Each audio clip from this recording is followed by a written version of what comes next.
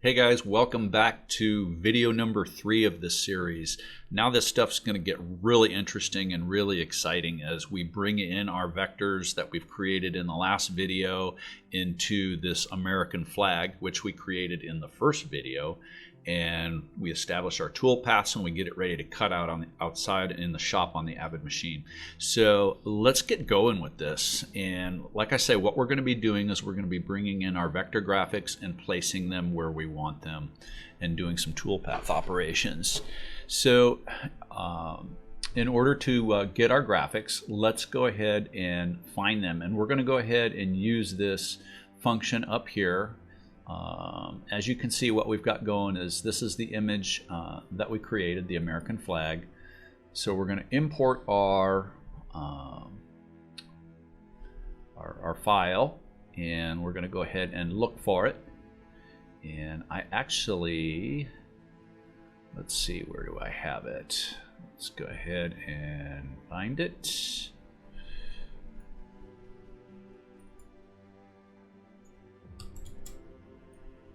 Z DPS patch. There we go.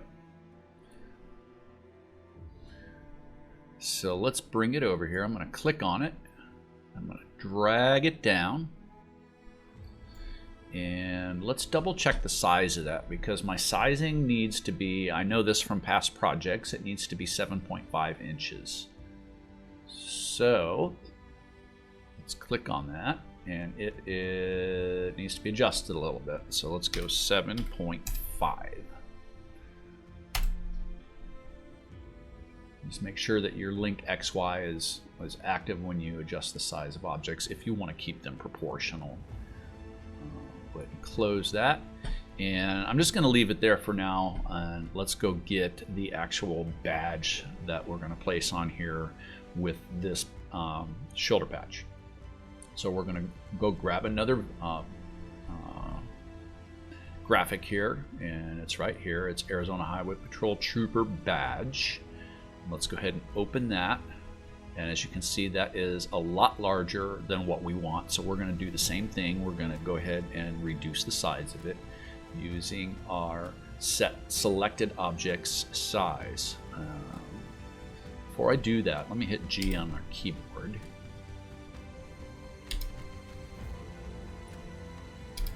Okay, and let's go ahead and reduce the size down to 7.5. Okay, so that's now the same size and height as the patch. So you can see here, as I've got badge number here, New Times Roman. That's just for my own purposes. If I was to ever create this project for a person that had a specific badge number, this would remind me what the font is. So I'm going to go ahead and take that portion out. Let me go ahead and ungroup that, and I'm just going to go ahead and select that and add, whoops, we didn't want to do all that. We just want to select, I'm going to hold down Shift.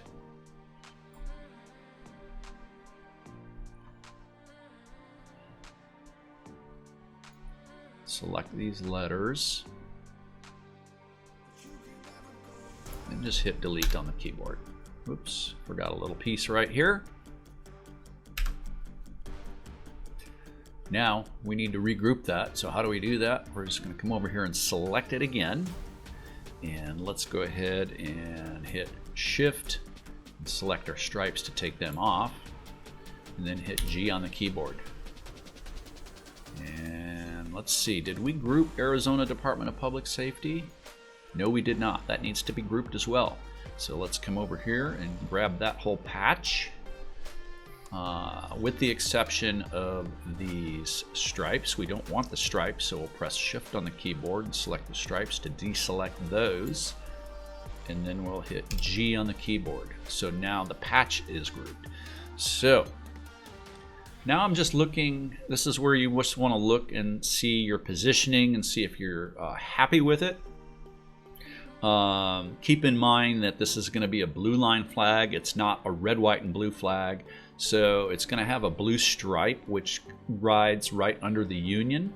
And you got to look at how things are lined up there and how close the items come to the edge of your flag itself. So what I like to do, there's 3 white stripes on the top half, and there's 3 white stripes on the bottom half of the flag. I like to line these elements up with the stripes. So I will go ahead and let's go ahead and group these top 3, and let's go ahead and group these bottom 3. So what, for example, just so you know what I'm talking about, we'll grab that top image, and then we'll hold down Shift and grab that first group of stripes, and then we'll come up to our align function, and we'll just hit align to selection, and it moved that patch up where it needs to be. So let's come over to our badge graphic and hold down Shift and select the bottom 3 stripes and hit align to selected, and it just ever so slightly moved it upward.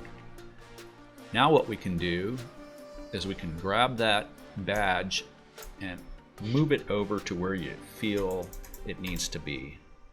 And I kind of like it. I think, and this is all just personal choice.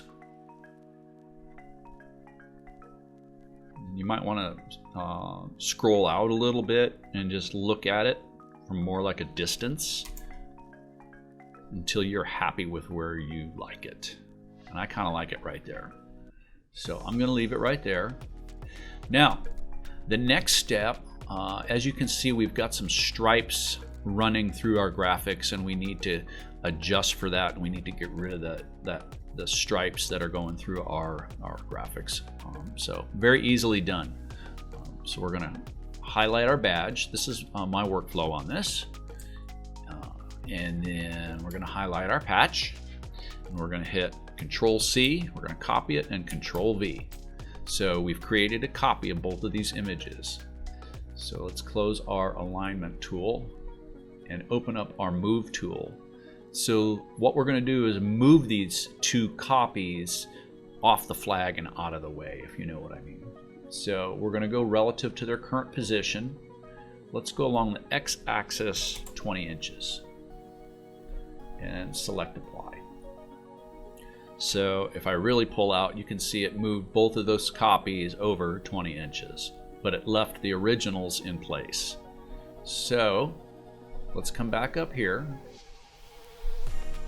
and what we want to do, let's deal with this one first, is we want to select the Arizona state flag, and let's ungroup this. But we want the very outside border right here. So let's hit Shift and select that outside border, or deselect it, I guess you would say. And then while everything else is selected here, it's not grouped any longer, but it's selected, let's just hit delete on our keyboard. And you can see it got rid of it. Same thing on this badge down here to the lower left. Let's select it, hit U or ungroup on your ungroup on your keyboard, press Shift and select this outside line. And you'll see how this is going to make a lot of sense in a second when we do an offset. And let's hit delete on the keyboard. And let's select this vector. Remember, we're in VCarve Pro and they're called vectors. When we're in Adobe Illustrator, they're called paths. They're the same thing. We're going to hold down Shift and we're going to select this one. So now we've got both of these outer boundaries, so to speak, outer perimeters of these 2 graphics. And we're going to go ahead and we're going to create an offset. So let's click on offset. And the offset that I like to use is 1/8 of an inch, which is 0.125. And you can see it's already pre-populated. And we're going to go outwards from that border, and that's also been pre-populated. And we're going to delete the original once we create our new offset. So let's select offset and watch what happens. See how it created that new offset around the original border? So now we can close that window. Now what we need to do is trim out all this interior stripe stuff. So I'm going to go ahead and select that, and then we're going to select this this graphic down here, and we are just going to trim. We're going to clear out all that interior stuff. And same thing with this group of stripes and this graphic. I'm going to clear out all that interior stuff. Now, we don't need really this perimeter offset, so we can delete that. Same thing with this one. We can delete that as well. And we can come back over here to our original graphics, and let's go ahead and move them. How far do we want to move them? Well, we want to move them along the x-axis relative to its current position, not 20 inches, because that's going to move us further out that way. We want to go minus 20 inches. If you were thinking minus 20, you are correct, my friends. So let's hit apply, and that brings it back right, brings them both back right where they need to be. So let's take a look and see what we've got going. I am very happy with the way this is turning out so far. The only thing that this flag is really missing is a little bit of personalization for a client. So if we had, like if I had per se an Arizona Highway Patrolman that wanted his badge number carved here, we would just simply come back and put that back on the CNC and place it here. And then we could even put some custom text on the blue line. I'm not going to put any text on this blue line. I'm going to leave that blank. But you'll see all that when we get further down the road in this project, and you see the final finished project. So next step is opening up our toolpaths and establishing our toolpaths and what they are. So let's go ahead and pin this down, and let's go ahead and make our first toolpath these groups of stars. So let's select them. Yep, they're already selected as a group. And I know I want them to be a V-carve, so let's select V for V, or V-carve. And the start depth is going to be 0. Let's select our tool. And for me, I know it is a V-bit 1102. I use a 90-degree V-carve, or 90-degree V-bit on a 1/2 inch shank for this function right here. So we'll select that. And we're not using a clearance tool, so that doesn't apply. Everything else looks good. So I'm just going to give it a name. 90-degree V, union. Let's calculate it. And if we wanted to jump over to the 3D view, we can see what's happening.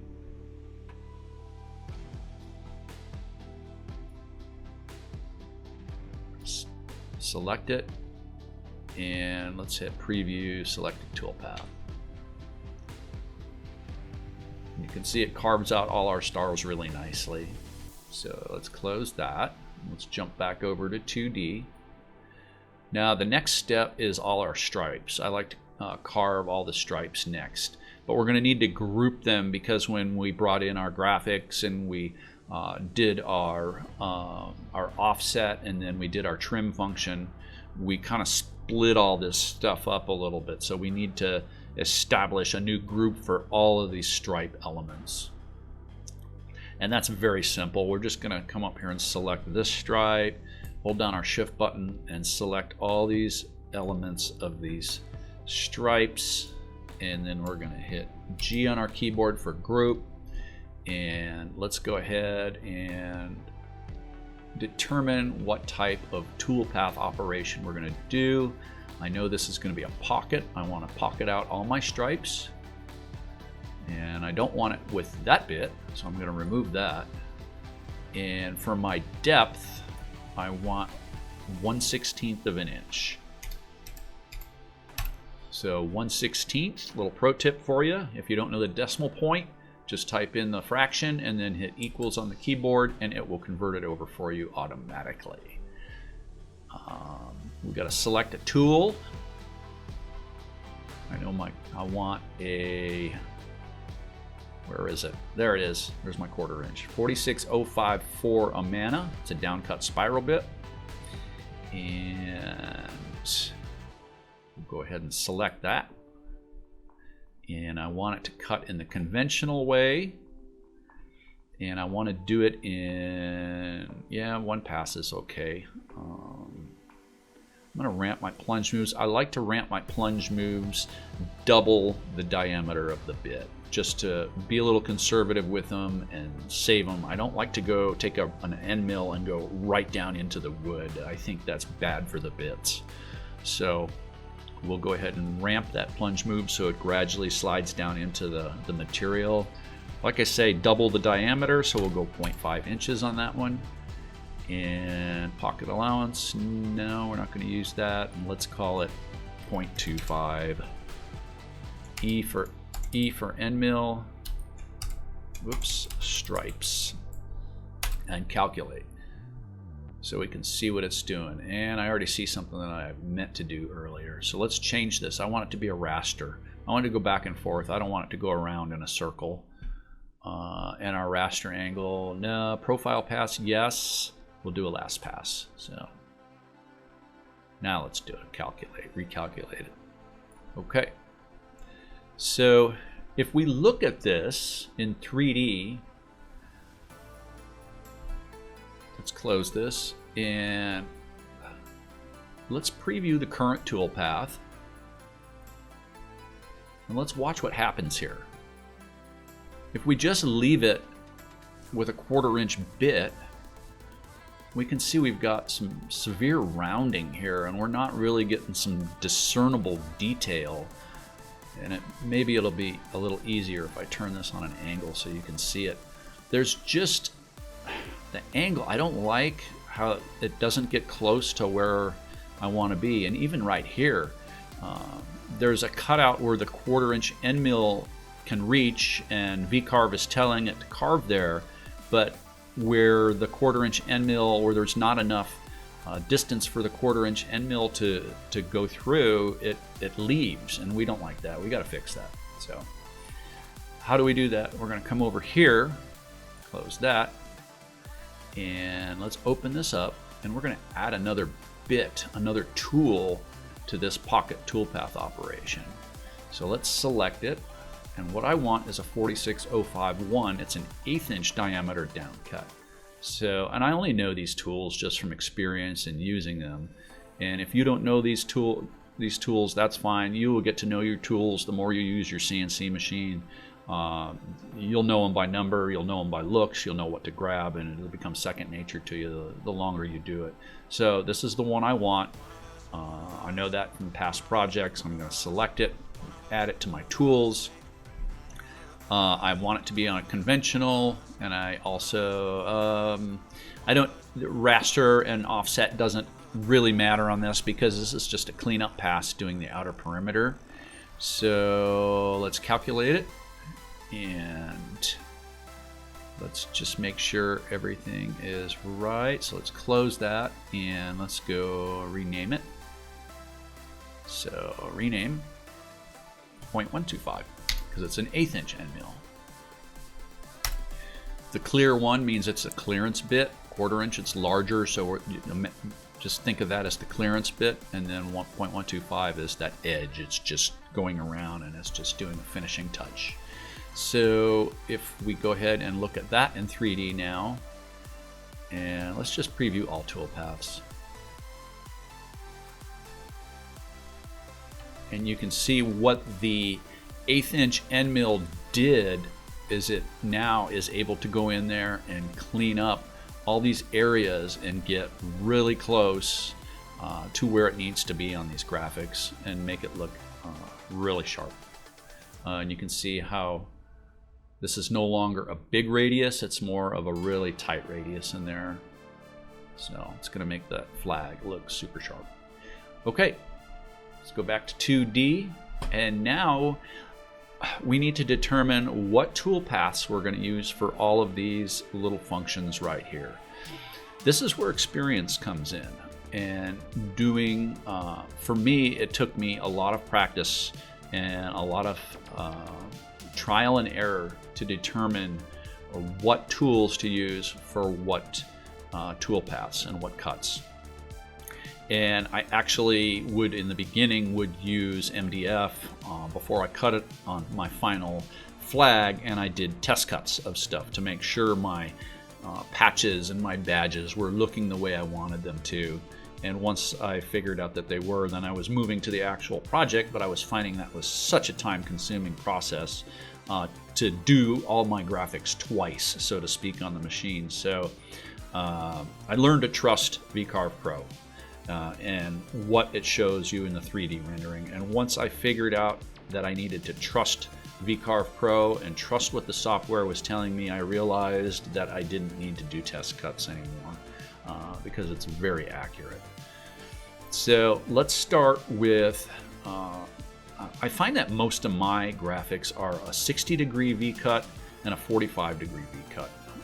V-carve, excuse me. And sometimes there's some pockets involved, but I know from experience and looking at this, there's going to be a profile cut, and there's going to be some, most of them are all V-carves. So let's establish, I think first would be what I want the 60-degree V-carve to be.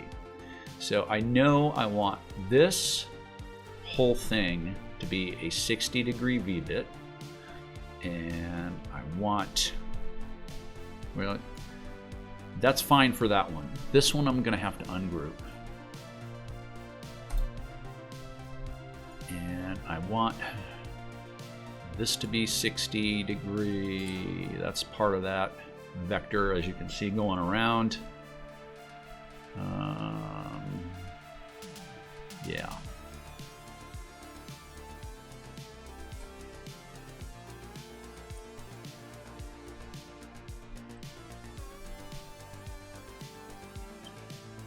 Actually, let's take a look and see what this whole thing looks like.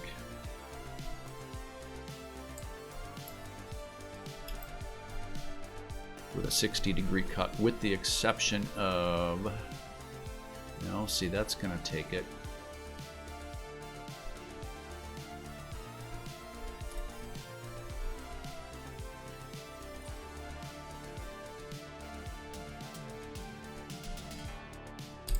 Group that inner text. Let's group that.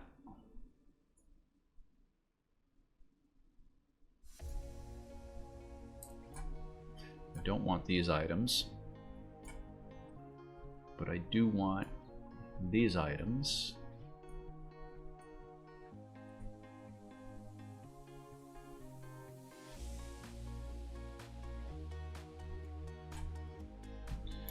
Let's just group all those inner details.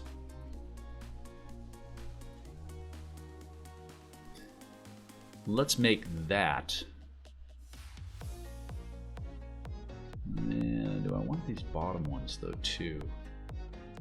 Yep. Let's make that all 45. So let's change that. Select a 45-degree V-bit, which in this case is a 45613 carbide. And I'm going to go ahead and select that. And we're going to go 45V badge. And I've established a 45-degree V-bit toolpath on the badge. So my next step, I know this is going to be a profile. Let's select, close that other toolpath. Profile toolpath. And we could have made this a double line here and just made it a V-carve, but for some reason in the design, and I don't know why I did this, I made it a single line. So our cut depth will be 0.02. I found on profiles for graphics such as this, cut depth of 0.02 or 2/100ths of an inch is just fine. So I'm going to do that in one pass. I'm going to be on the vector with this profile, and actually let's edit the pass. I'm going to do,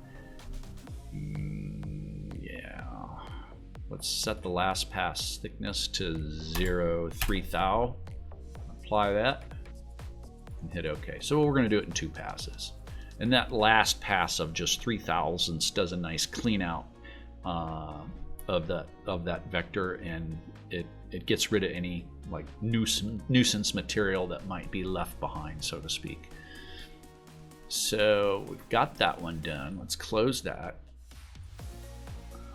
Did it take? No, it didn't. Let's go back. Profile toolpath. Edit pass. And set last pass thickness to 0.3 thou. Apply. Okay. Now, let's see, machine vectors are on the vector. We don't need a separate last pass. No ramp necessary. Oh, okay. We just didn't name it. So 45V badge profile. And let's hit calculate. Now we've calculated it, and we can close it. Everything else on this badge is going to be a 60-degree V-bit. So let's go ahead and select it, accept.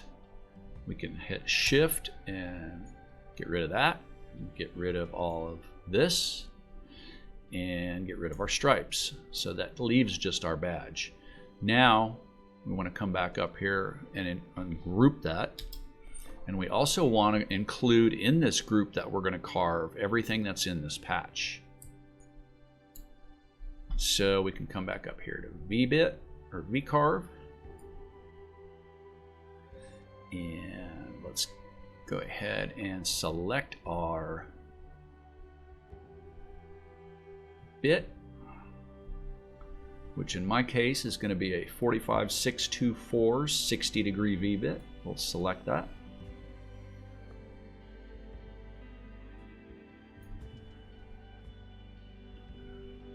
No clearance tools needed. And let's go 60-degree V-bit patch or badge / patch and calculate. Whoops. Open vectors. Oh yeah. I'm gonna just hit OK, and we should be OK on this.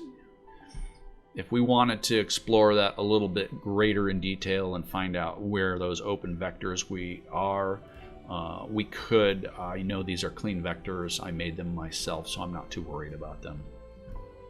If they were something that I downloaded like off of Etsy or some vector artwork that I obtained from a third party, I might explore it a little bit more, because sometimes there's little overlaps and stuff that you want to fix. But again, I'm not too worried with this one. So let's examine this in 3D and see how this is going to look. You can kind of get an idea just by how the tool pathing is going to look, and I think it's going to look great. We may have to go bigger on this Arizona text. It's looking, we may actually have to use a 90-degree V-bit for that. So that's easy enough to fix. But let's take a peek and see what this looks like. Close. and close it. Whoops.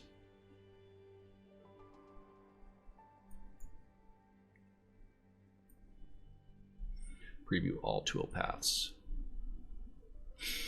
Let's see what it looks like.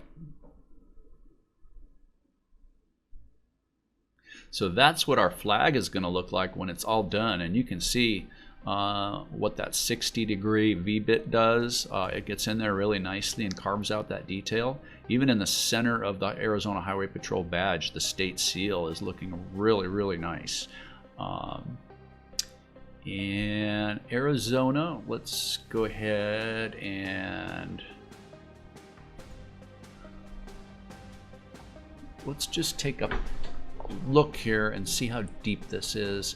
So if you look down here, you can kind of see the X, the Y, and the Z. And if I look at like that R right there where my mouse is over at the deepest point, I'm 0.1312 in depth. So that's over an 1/8 inch deep right there. I don't particularly like that. I think that's a little too deep.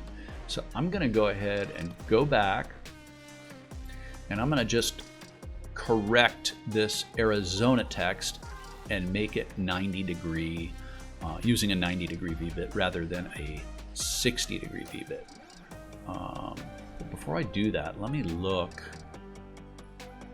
because this Arizona border is also, well, that's 0.09. That's not nearly as deep. 0.07, there's 0.1, but not as deep as some of these letters like the Z, which is 0.11. So I think we need to address that issue, and it's best to address it right now while we're in the design stage than take it out on the machine and cut it and be unhappy with it.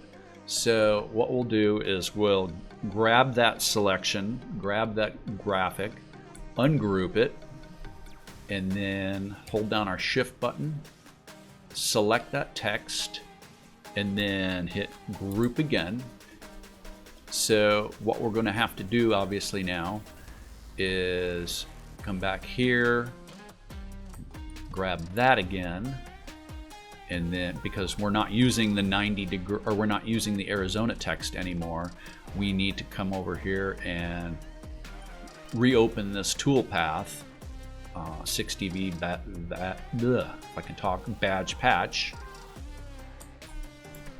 and hit calculate again. Just hit OK.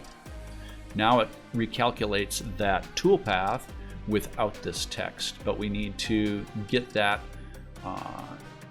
established as a 90-degree V-bit cut. Well, we already have the stars being cut with a 90-degree V-bit, so let's just join it in with that one. So the easiest thing to do is to come up here to a 90-degree union, which is that toolpath. Let's include this. Whoops. Let's group all that text first, and let's include it with this one and group that, hitting G on the keyboard. So if we select that, it selects them both. And let's just change the name, not 90V union, but just 90V. And let's calculate it with the 90-degree V-bit, which is the RC1102. And let's take a look and see what that looks like in 3D.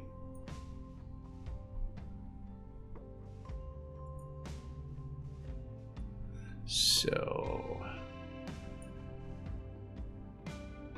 reset. And let's pull out just a little bit, and let's hit preview all toolpaths. Okay, yeah, I like that Arizona a lot better. It's not nearly as deep.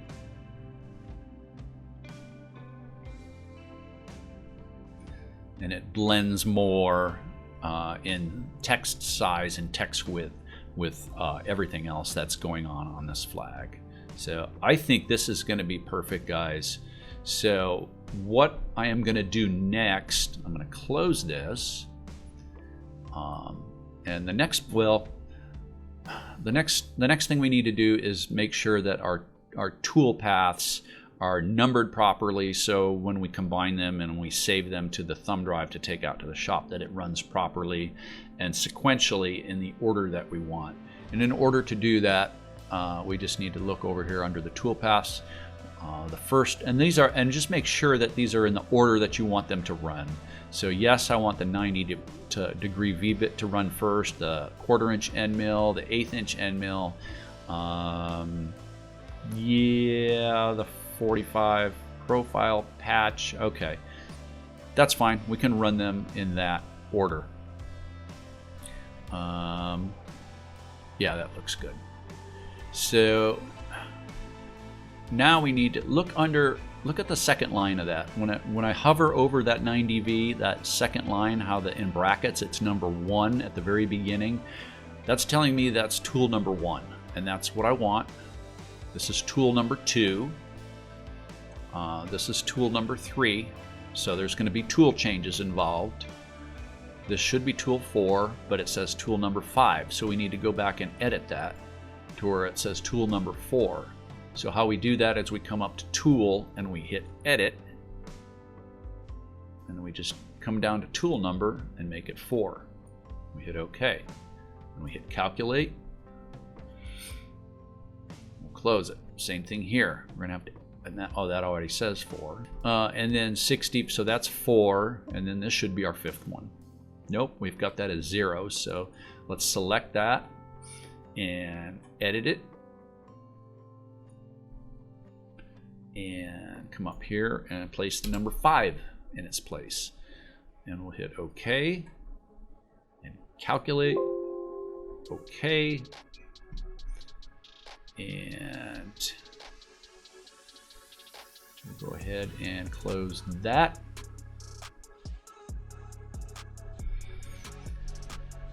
And everything looks good. Everything's looking the way I want it to be. Everything's numbered and arranged in the order that I want it. So I'm going to go ahead and turn all my tool paths off. And let's take one last look just to make sure that nothing's changed. Nothing should have. So let's hit reset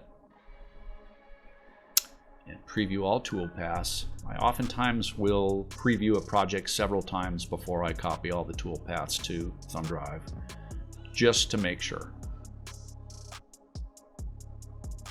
that everything is flowing the way I want it to flow and it looks the way I want it to look. And we can look at it at an angle, and you can kind of see what's going on here with the patch and the badge. I think this will look good. So yeah, this is going to look great. Okay, so now the next step is coming up here to save toolpath. So we're going to hit save toolpath. Oops, I'm getting Bitdefender. All right, we didn't need that message popping up. So let's go ahead and select our toolpaths and hit save toolpath. And here's what you need to do is just make sure your post processor is correct. We're doing it on an AVID machine, so I've got my post processor selected for AVID CNC. You may have a different machine, and just go ahead and find what your post processor is and select it accordingly. There's so many variables out there, I can't tell you how to cut it out on your machine, but just make sure your post processor is the right one for how you do it. And then the AVID machine has a luxury, and there's a lot of them out there that do this, and then some of them that have pendants, you have to run these files one at a time. But in my case, I can combine this whole project into one G-code file, load that G-code into Mach 4, which is the control software for the AVID CNC, and it will start the program. When I hit cycle start, it'll start with that first tool that I've loaded in, and then it'll run that, and then when the G-code gets to that second tool, tool number 2, which we've gone over previously, it'll say, hey, go ahead and change it to tool number 2. I'll move the tool head to a manual tool change location, take tool number 1 out, pop tool number 2 in, and then proceed with the project. And it'll do that sequentially throughout the project. It's a pretty cool function of being able to load up all your tool paths into one file. So we'll go ahead and we'll save that toolpath onto a USB thumb drive off camera. And then when we reconvene, we will be out in the shop, and we will go ahead and we will load this into the computer, and we'll get Mach 4 fired up, and we will cut this flag on the AVID. So we are going to have a lot of fun with this. So stay tuned for the 4th and final video of this project. Again, guys, if you're liking this content, I would greatly appreciate you hitting like. Consider subscribing to my channel. That would help me out a lot with my algorithms and YouTube metrics.